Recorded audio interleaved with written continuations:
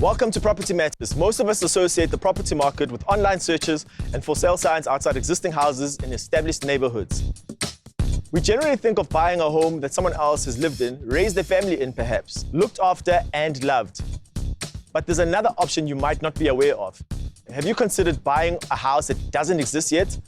Now that might seem strange to you, but it's called buying off plan. Today, I'll give you the lowdown on the what, the how, and the why it might be a good option for you. Today, I'm joined by Steve Brooks, the CEO of property development company Baldwin Properties.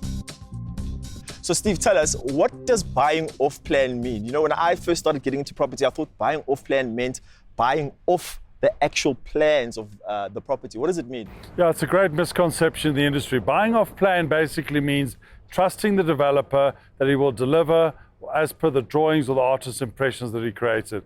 You know, you've got to have a lot of trust when you're buying off plan, because a lot of developers don't always deliver what they're supposed to deliver. And then what are the pros of buying off plan? The financial benefits of buying off plan is you don't pay your bond costs, you don't pay transfer duty, and hopefully you get, if you get in early, you get the best base price.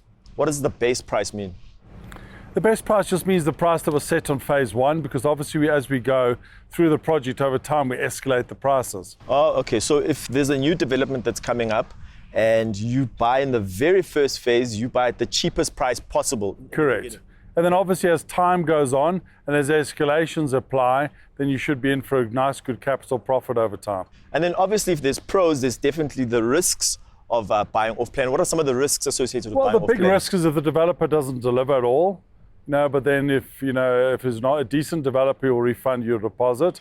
And the other risk is that he doesn't develop it on time. So if you've given up your property or you've given up your rent, where do you stay? So that is the con of it.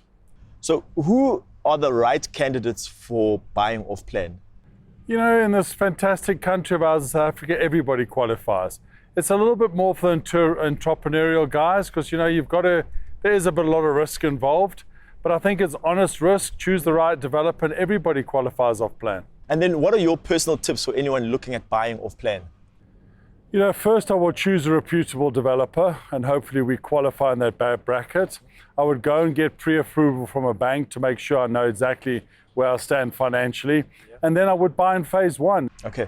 And then when considering to buy off plan, what are some of the things that I need to look out for with the developer in order to know that I can trust or can't trust this person? I think you've just got to make sure that the developer's got a good, honest track record. Check out the various social media platforms, speak to the banks. I think that's the most important thing. A lot of people battle to understand drawings.